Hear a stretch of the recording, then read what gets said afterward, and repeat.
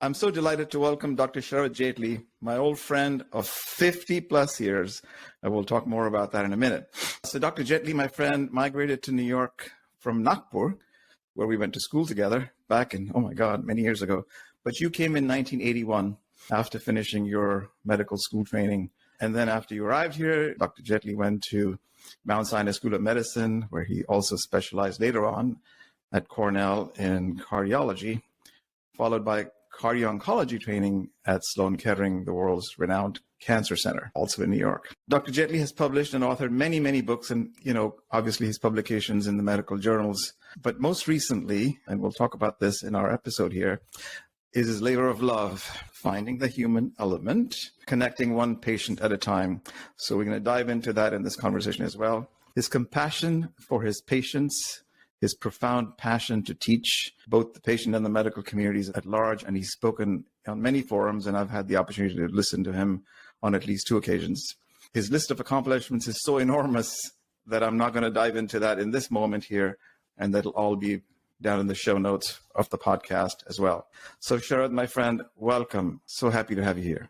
This is a great opportunity and exciting opportunity to now connect on a podcast with you. And I'm just so delighted to be with you again. Well, life comes full circle, right? So I think we parted ways when we were in 8th grade. We had a couple of years together by then.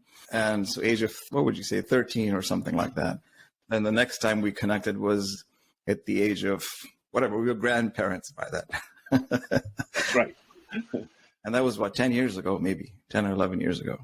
Yeah, 2011, actually. Yeah. More or less. Yeah. Wow. So anyway, so let's begin with the present, Dr. Jaitly, or Sharad, as I might call you. One of the things in this beautiful book that I want to start with is compassion is the cornerstone of all therapies. And I think that permeates your heart-centeredness yourself.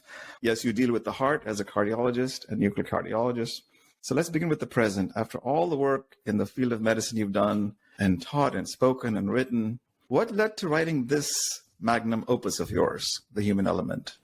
Well, that's a question that probably takes about an hour to answer, but perhaps I can only tell you one thing, and that is my passion, my heart. Actually, I poured into these 350 pages and some within my book here. Perhaps actually encompass my 45 plus years experience since the med school. And I personally feel that human species are bestowed with this extra attribute, which other species also can exhibit, but perhaps we're not able to ascertain them so well. Like even a calf is born out of a cow or of an elephant, and how initially, how protected the mother is, and then eventually the calf moves on as the calf becomes an adult, and next thing it's out in the wilderness and doing on its own. So similarly here, I think the human element speaks about how one can connect from one person to the other with attributes of kindness, with attributes of, say, the respectfulness and the dignity. And nothing supersedes more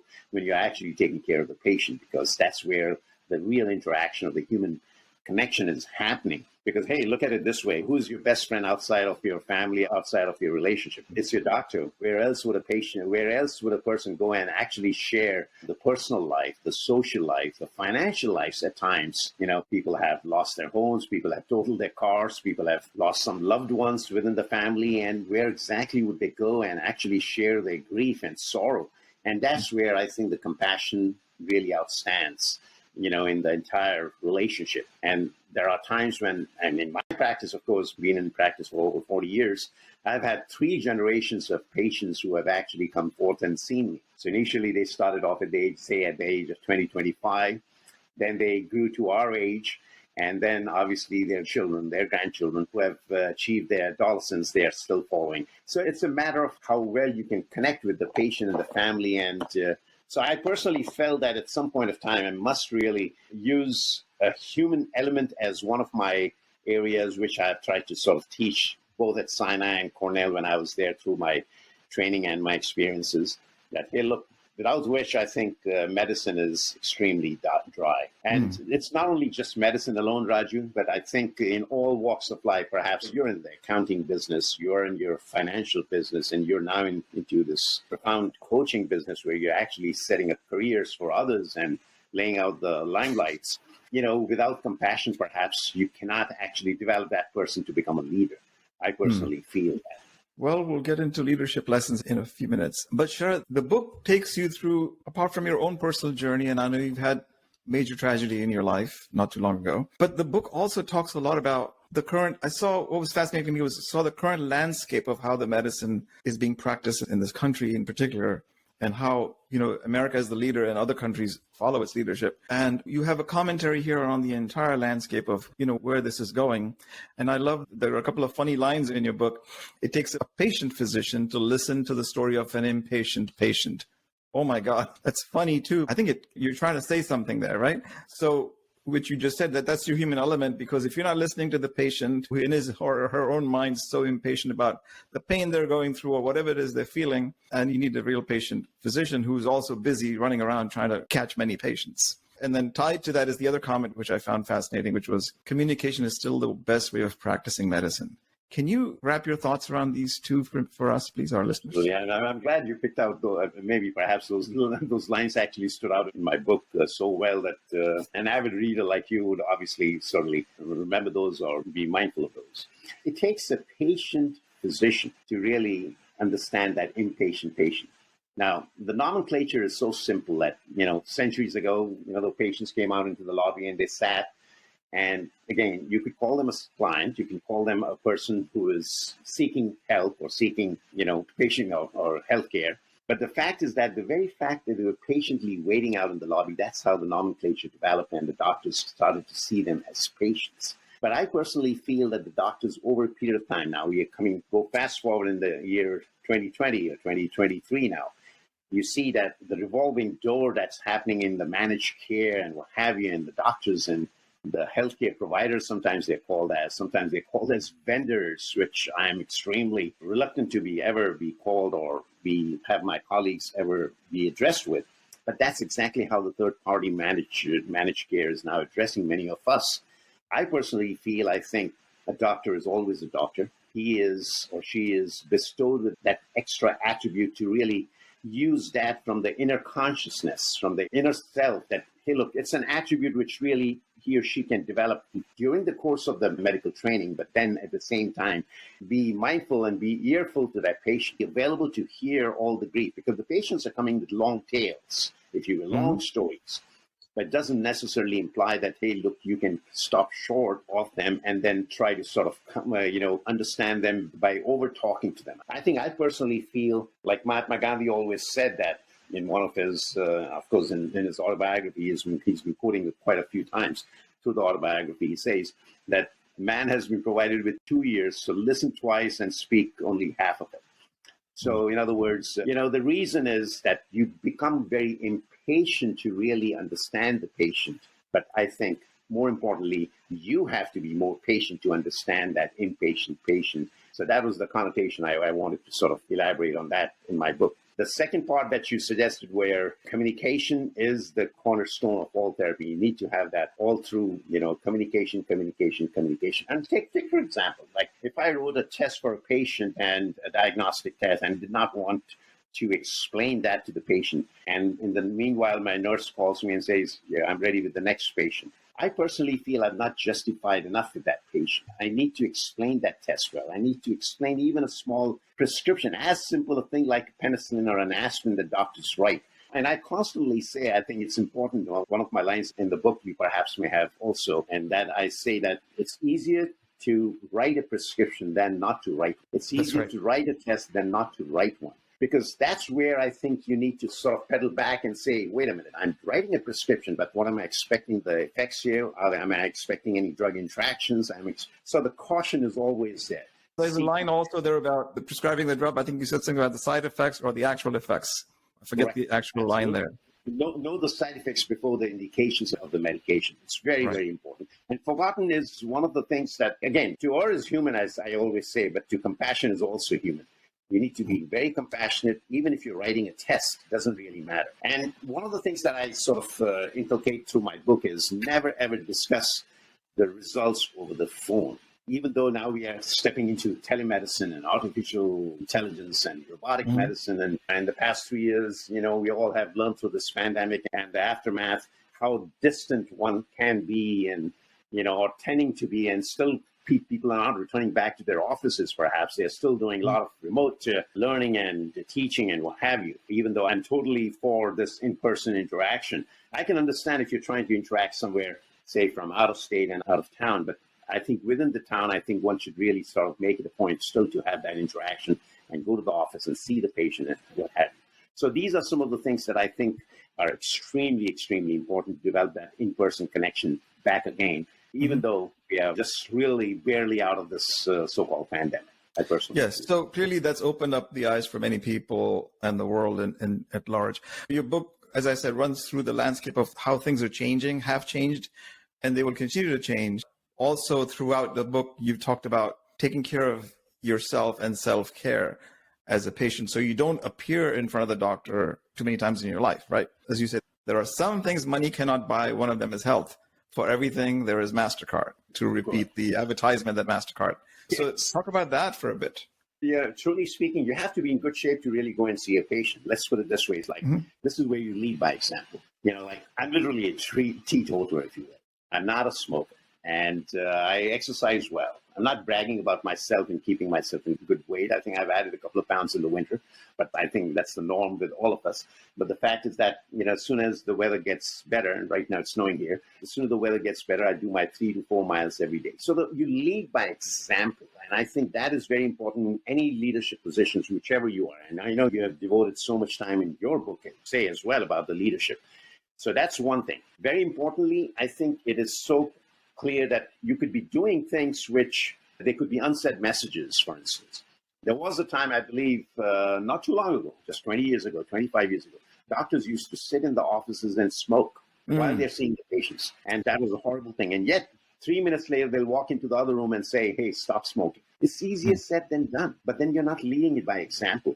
And that So you think doctors have been not leading by example in general? Yes. And I think it is so crucial, especially in this profession, you have to lead by example. I would say that anywhere, if the leader is required to come in, I mean, that's the definition of a leader, I would say that I think you need to have one, you need to have your self-belief. You have to have strong conviction that, hey, look, I can do it, therefore my patients can do it. I'm just trying to draw a parallel here in your profession and my profession here.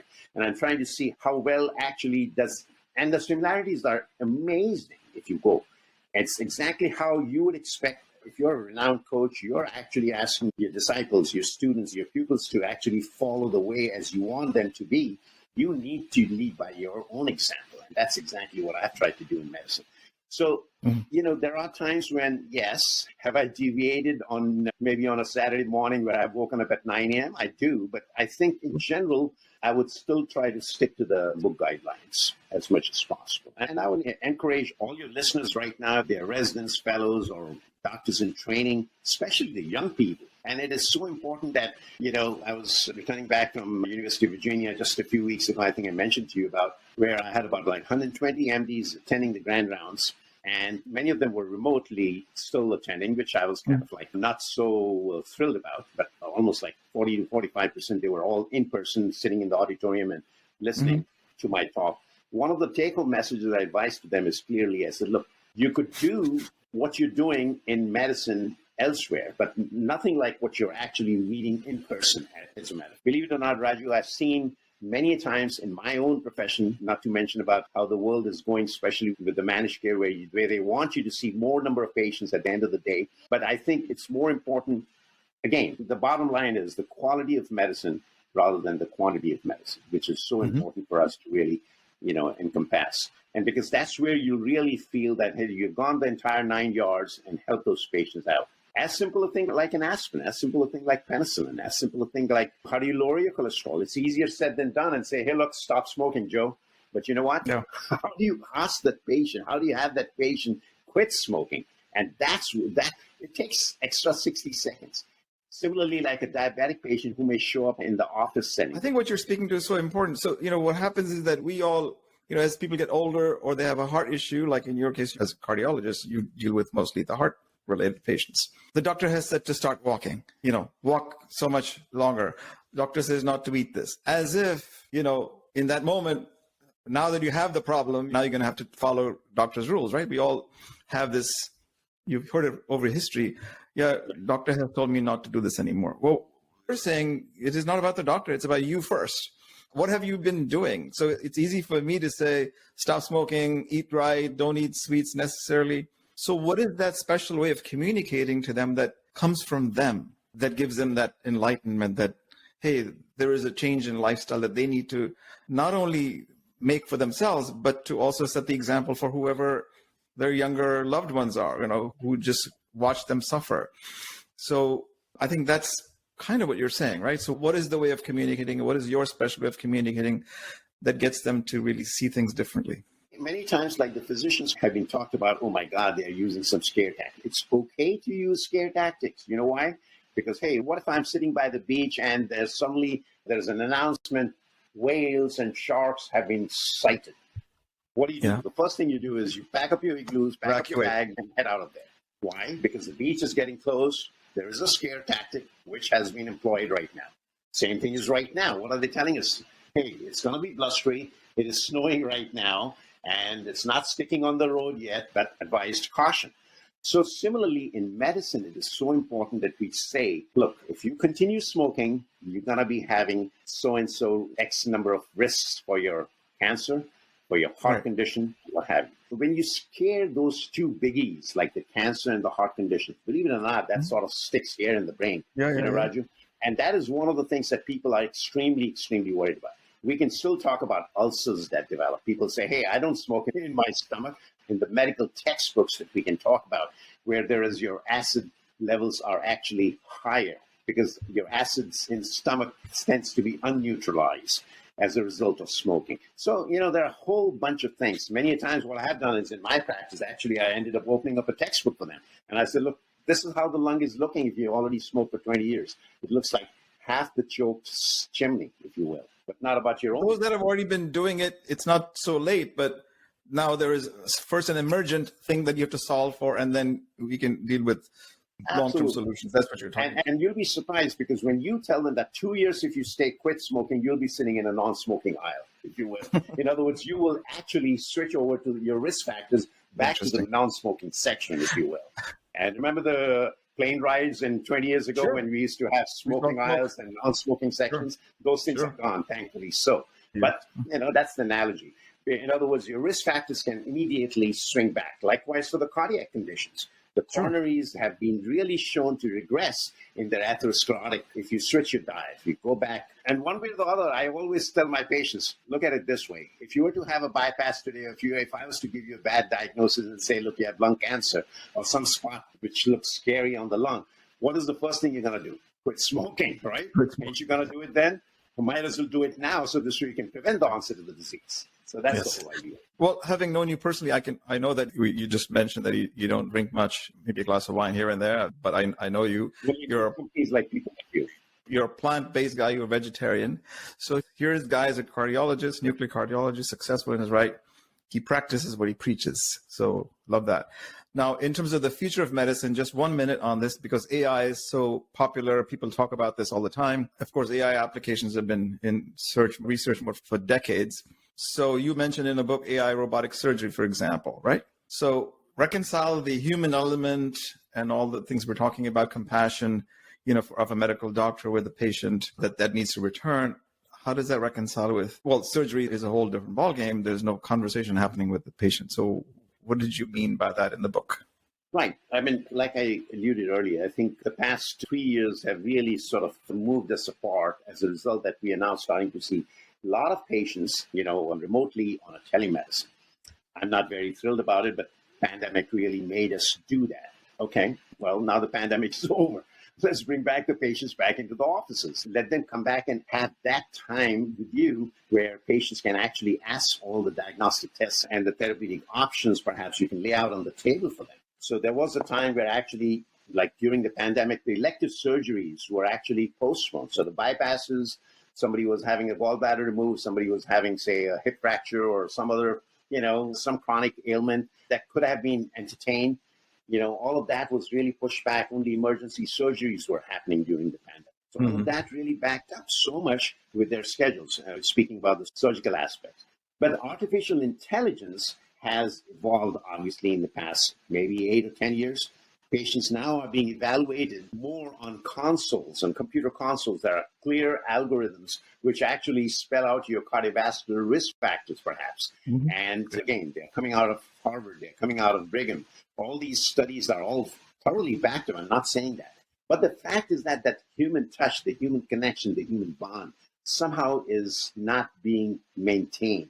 I personally feel it's a good idea to have the artificial intelligence. I'm really for the new school, Raju, but I'm still also holding on perhaps the baggage of the old school with me. And that is, if you combine the old and the new school together, I think perhaps that makes a physician, especially the younger audience that's listening to us, I suggest that, you can't have them separated. They all have to be together, because without the human connection, I think the artificial intelligence is more like, and in fact, they found there was not too long ago, there was a study done in the state of Connecticut where they actually had robots going and giving medications on one half of the aisle of the ward, and the other half, the nurses prescribed the medications. At the end of the day, they sent out questions to these patients.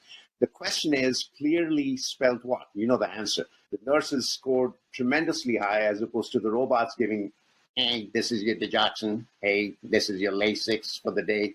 So, that did not have that human connection, even though they were very appropriately and thoroughly doing it without any errors, without any, Yes. but the compassion was lacking.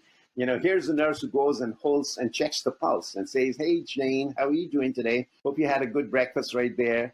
And then checks your pulse, checks your blood pressure, and then gives you the pill and then leaves. And it's that component. I'm not just saying the human element within the doctors, but the entire team.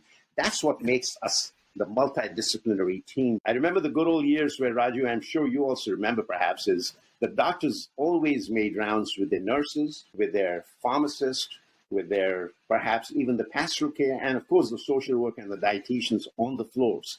And that made a great interdisciplinary sort of an interaction on rounds, both for the patient, their families, as well as for the doctors. And it was a learning process, not that, hey, look, I'm walking in like an expert there and I know everything. And on the contrary, I started to learn more from the night before what happened, because the nurses who were on the call the night before, you will learn amazing things about the patient from them.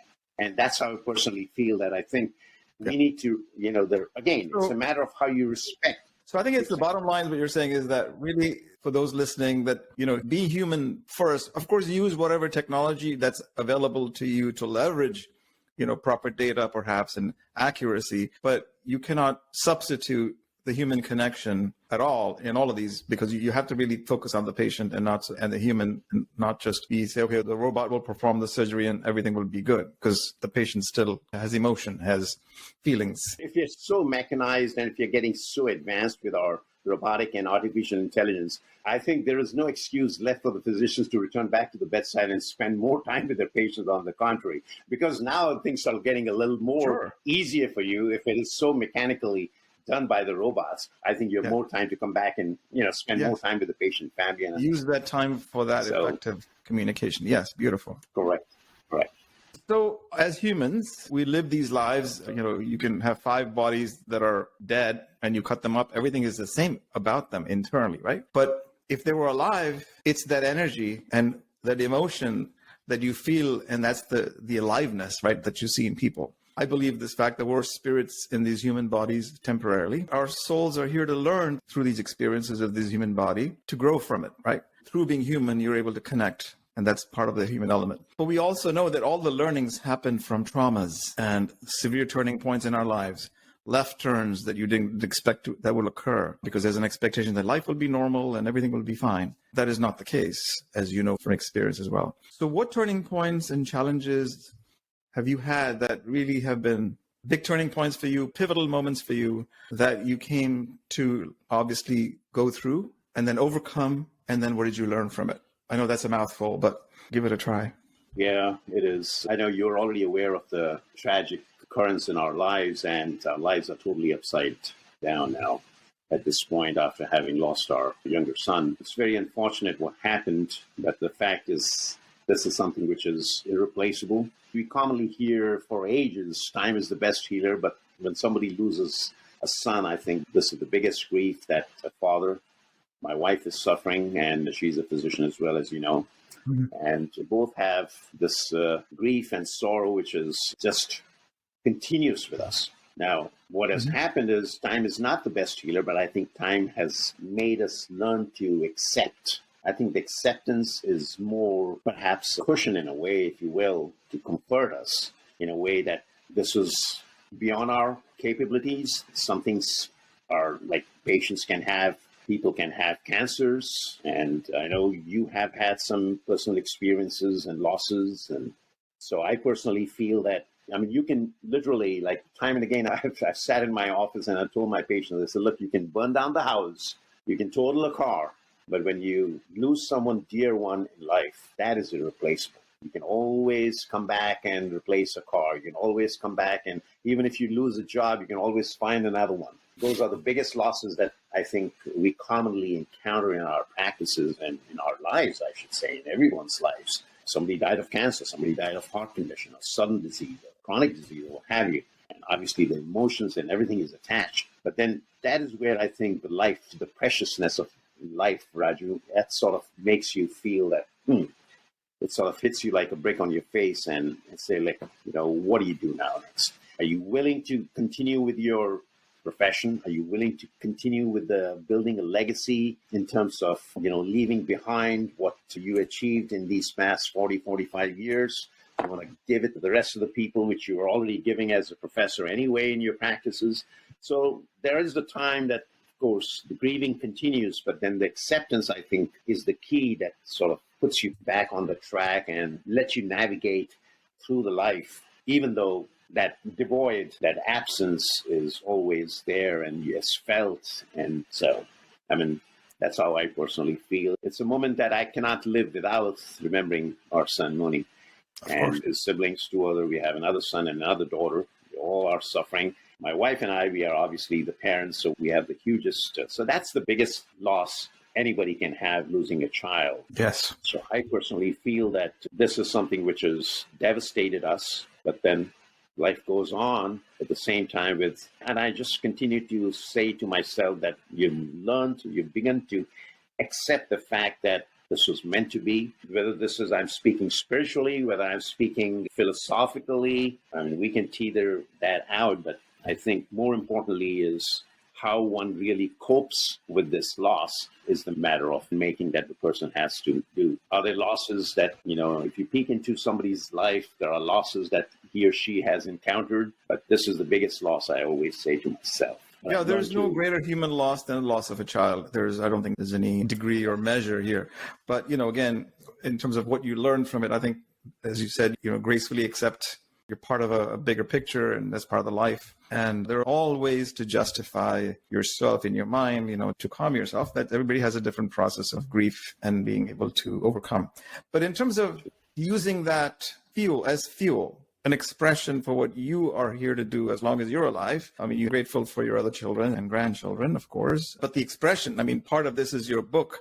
I think the human element, the book shows your human heart, not just the heart, physical heart, but the high heart, as we call it, that's divinely given to you. God has given you that gift to be able to share with the world and be especially expressive in the way only you can and that no one else can, because I call this a gift of grief as well, because, as you know, I lost Kim, my wife, to cancer, and it's part of the gift of being able to express that. And that's the learning, I guess, for me and my spirit to say, okay, well, what can I do while I'm alive to be able to make a positive difference to whoever else, whether it's my family or beyond or community or others. I think you've done an amazing job, frankly. And this book is just one example, and hopefully you'll have many more. Look at the amazing example yourself you are, because you're exemplary, a father of 4 children, and obviously the 2 children, that you have raised in the absence since Kim left has remarkably, affected you. But at the same time, you're really carried on the baton so well and still doing it with such an amazing fatherly heart, I should say. It's the mother's job, and you are carrying it out as a dad as well as a mom. Well, you're playing 2 roles here. And it is very, very difficult. I can see it personally. And, again, nobody can really put either of us in the other man's shoes, but we all are having this suffering, which is profound. And there are no words to it. Yeah, so I appreciate you saying that. But my point is just simply that, whoever's still listening and watching this, no one has a special grief or a special trauma because God chose you to get it. It's not that. It's not like I always say, as it says in my book, life isn't happening to you. It's happening for you and it's happening through you. You're not bigger than life, right? But as long as you're alive, what you can do is do the best you can. You can sit there and complain or worry about or give way to fear for everything you go through. But, and this is not about positive thinking. Not a believer in positive thinking, because you have to feel the emotion, you have to feel the anger, you have to feel the frustration. You can start with saying, why did it happen to me? And what did we deserve? And what did he deserve? And what did she deserve? You can go through all that, give that some kind of vent to do that. But frankly, there's nothing to resolve because you're not in control. So you were in control when you were born, and you're not going to be in control when you die. So the point is, I always say the opposite of death is birth, not life. Between birth and death is your life. So give that life meaning. So anyway, this isn't meant to be about me here, but so back to you, Sharad. What does it mean? So, the work that we do, it's largely about bold and being conscious, and leadership does not just mean, leadership in a job, but, we're all leaders for our own heart. So I think it's personal and heart leadership. So we define bold in our book as, being decisive, being ambitious, having the conviction, but we also say heart-centered and humble. What does bold mean to you, and why is it important to you today, given all that you've been through? I think some of the things that you've already touched upon, and I can draw a parallel here between your philosophy in the book as pertaining to mine in the human element. I would say the way how bold comes to me is, I think it takes a lot of courage, a lot of, perhaps, if you were to define it through the Oxford Dictionary, it'll talk about the valiant, how stubborn perhaps one can be, how strongly you have the conviction about something. But I think it centers more towards the courage. And when it comes to the courage, I'm building my own courage to come out and be the same Sharad Jaitly, even though I'm missing my son. And that itself makes me, I think, in my role, courageous enough or bold enough to really, be able to face you in this talk on a podcast. And I personally feel that at some point of time, I think every single listener out of your podcast series, at some point of time, will follow the guidelines where whatever career they perhaps wanted to follow. I'll give you an example, for instance, like we all have raised our children, obviously, coming back to the children. Say at the age of 16 or 18, they can learn to drive. Haven't we all had our hearts in our pelvises when they first took the ignition keys and pulled the car out of the driveway? I think the kind of sinking feeling. Yeah. I'm defining God, like a poet here what the heart is. The heart really sinks into your pelvis. And you say, oh my God, is she driving? Is he driving all right? Hopefully he or she, this is the first time he's pulling the car out. So the point, but the courage was there. Eventually, the kids have come through us, no question, through our spouses and us. But at some point of time, they must move on with their lives. And that's the first time you hand over the ignition keys to the child and say, look, go ahead and pick up a slice of a pizza, and I want to see you back in about an hour, safe home. So there is a little boldness. Now, go fast forward, the child has now graduated, has become a med school, or has gone into a business school, and now he's about to set up his career or her career. At the age of 20, 25, having done the post-graduations and what have you, is there a courage to set up a career someplace? No, actually, she or he wants to do even further post-graduation, wants to do. Look at the courage, the boldness, how the child, now not the child, now an adult is actually taking that step. So I think, I personally feel the courage and the boldness persist throughout the life, in whichever phase of life and sector you're examining the person. For instance, I was returning back from the library after a couple of hours, and the roads are very slicky, very tight. But the fact is that, hey, there are cars that are zooming by. I think it's a lot of courage for them to really zoom by in that fashion. But that's in a wrong way. Perhaps you have to be a little more careful at this time when you're actually driving on a slick road. And so the point I'm making is, I know it's a little longer answer than you perhaps expected out of me, but your book really speaks about where I saw that I think it's important that every person has to have that courage to really establish himself or herself into a position, whether it's a career, whether it's a relationship, even recognizing yourself, like I just said earlier, how I was trying to come back to say, hey, I'm Dr. Jaitly again, and I can be on a podcast, even though I'm missing him. So that's the boldness that sort of strikes me. By the way, bold has the word courage, which means the dictionary meaning of bold. Core comes from the Latin word cor, which means the heart. So back to the heart. That's the whole discussion here is about heart and human. So what are your practices to be more conscious so you can live perhaps a disciplined life or perhaps more awareness and being able to live fully, right? That's what we're all about. I think the way the consciousness, when you say, I personally, the way it is connoted to me or the way it's conveyed to me is the inner consciousness. And the inner consciousness is only the awareness, the wakefulness. I better set my goals right. I better come to myself in my path, which is the righteous path that God has, if you're spiritual, God has destined you to really follow. And there are only a few handful of sort of the subset of virtues that human species make it so distinct than other. And some of them are, I think we've already talked about, like the kindness, the compassion, the respectfulness, the sympathy, the empathy that you and I, we can derive from each other, perhaps, which will be more at a conscious level, be more meaningful to me and meaningful to you or to the person whom I'm addressing than anything else. A lot of the times, for instance, there is a cash value perhaps at the end of the day that the boss wants to say, hey, look, you're going to get as much bonus and maybe perhaps that'll make you happy. But you know what will make him more happier is the pays and the kind of work that the person performs. So that comes in from the human element, from that personal interaction, which will impact more, I personally feel, at a conscious level rather than at the pocket level, if you will. Yeah. So I think the consciousness really comes in from what you are conveying through the book, which I have, of course, read, that inner wakefulness, the inner awakening that's happening, that now is the time that I really need to look myself and say, look, is there still enough that I can really contribute to the rest of the surroundings, to my colleagues, to my family, my spouse, and what have you, in whichever settings you're in. So that's where I think the consciousness really comes in. The question really was, do you have any personal practices that keep you grounded and keep you in that mode of consciousness? Okay. That was the question. Yeah, well,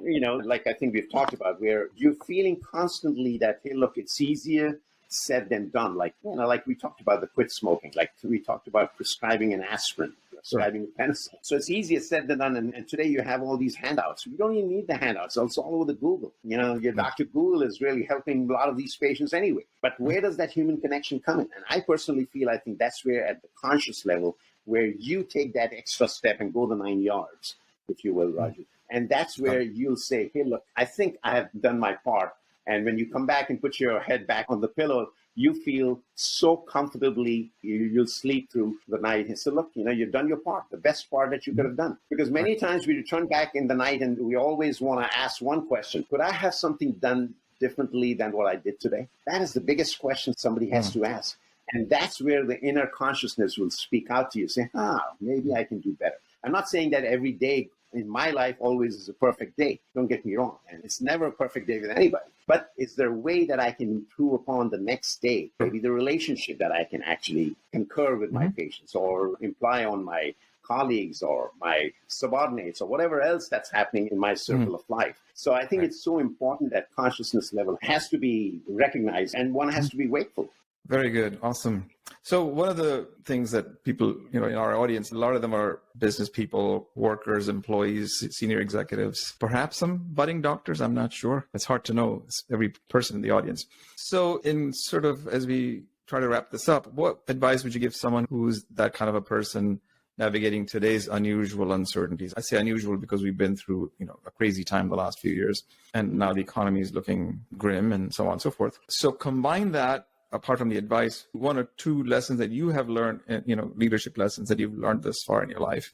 And then how does it apply and give advice to those that are listening? I think be yourself. I always say be yourself. You want to be, again, the weather is constantly going to change. It doesn't matter. The environment is constantly, like you said, the market is constantly going to go up and down. The pandemics this may not be the last pandemic. I got bad news for you here.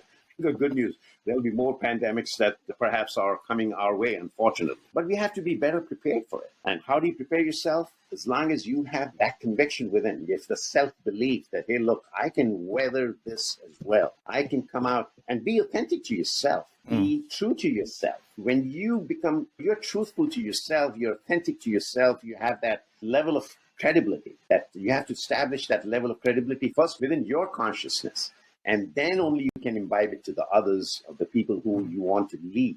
So like I said earlier, you have to set an example to the patients first, and, and that's an unsaid message right there. That's what makes a leader, I guess. So I think it's so important that one has to be you have to garnish all the credibility perhaps around you and be consistent with it. You have to be constant with it. It's not like, hey, I showed up once and then after that I'm going to see you about a year later. No, you have to show yourself that, hey, you're consistent. You're always there for them. And many times I personally feel that, have I had, oversights? Of course, everybody has oversights. But then you learn from the failures. And failures should only teach you, so that's where, those errors, those mistakes in lives, whether it's personal, whether it's professional, whether it is interactive, in the surroundings or what have you, those should not happen. And if you can correct and if you sort of mend those errors on the way or actually right at the same time, I think that makes you a better leader. It's easier for all of us to take the bows when the credits come. You follow what I'm saying? But at the same time, when the failures occur, we are seeing some of the top leaders actually shy away from the scene. And next thing is they're not around at that time. So I think the true leader is somebody who takes the bows for the credits, no question, but also takes the accountability. There's a responsibility that you take your responsibility. And all of these qualities, perhaps, or the principles, I should say, are good guidelines to be a good leader, I personally feel. Yeah. Whether it's in medicine, whether it's in business, whether it's in any profession that your audience is eager to hear about. Well, you guys have all heard it from the doctor here. Authenticity, being yourself. Number 2, learning from your mistakes. And thirdly, being consistent, right? Sorry, I didn't say that in the same order that you did. But that is the key to showing up. And, failures are part of the path. And that's why we always say, failures is nothing but a hurdle that is special for you, that's being created for your path specially. So hurdles are themselves the path that you're leading. Well, you know what? The last thing I have to say here before we close, Sharad, is the learning and the wisdom. Every time we have conversations like this, we don't take anything for granted. So I've learned a lot, even more than I knew before. Learning never stops. It's a process that's co-creative. We all learn from each other. And of course, our audience that's listening doesn't take this for granted. So I appreciate your presence here today. Actually, in my book, I also use the line where I say to myself, and I'm kind of a little whimsical between my lines, and I said, learning only stops when actually you don't want to learn. Well, that's true too. Or you die. So I refer you back. I refer the audience and your viewers to my book, The Human Element. Yes. Here's the back of the book. It has a little blurb on it, a little lemon here. And of course, this book is available on Amazon and Kindle. Yeah, we'll put that in the show notes, Sharad. So what I was about to say is that in the context of not taking anything for granted and learning all the time, is there anything in that vein that you have discovered that you might have discovered in this call? I think you summarized it very well. Learning never ends. Like, for instance, like you said, there is a time where you actually go beyond your own belief and actually take it to the other person. And this is where I personally feel that we always learn every step of the way. I think there are no shortcuts to it. Like, did I learn something today? Absolutely. I mean, there's something so importantly defined in your life that you have really gone through. And I've learned it from you, as a matter of fact, how you have coped through your circumstances. Of course, and there's no one to compare whose circumstances worse or better than others. But the fact is that you learn from each other. And then when you see yourself that, hey, look, you've come around from so many near-death episodes, I should say, where you have learned yourself to stand up and save your family and put them back on their feet and back on their tracks. It's amazing what you've done. And so there's a learning process where you can learn from each other's lives and derive strength from each other. And that's what makes us, I guess. And sometimes I begin to wonder that, strength is commonly defined as how much can you take before you actually break. That's all the strength. But I say the other way around. I say, look, how much can you endure before you break? Oh, that's beautifully said. How much can you endure before you break? So I personally feel that how much can you endure even after you break? I think it is so important that, because once that the heart is broken, if you will, how do you endure all of this and sort of come around and cope with that? And that's what we had discussed also through our talk here today. So, your listeners, I'm sure they are benefiting from you more than I, but perhaps I think we both have such great paddles altogether. This is really about you, Sharad. So, but if you discovered some of these things during our conversation, then I'm happy as well. So delighted. But I know that, leaving aside the hurdles I overcame, this is about all the things you're still overcoming right now. And we all are, but you are, living it day to day. And every day is a new day of finding expression, finding authenticity, being consistent, and, learning from every single moment, man. So I really appreciate you being here. Being your own. And I think it's so important, like you said, it's so important. Yeah. I'm gratified, truly gratified, Raju, for this opportunity. Well, thanks so much, and I hope to see more of you soon. And listeners, bring out your journals, make some notes, and I'll put the details of how you could reach Dr. Jaitly if you need to talk to him, but also go get his book, and I'll put the link on the show notes as well. Thank you. Take it easy. Thank you so much, Raju, and give me a holler next time when you're around this area, so we'll of course. Again. You got it. Thanks so much. Okay. Always a pleasure, brother. Okay. All right. See you guys.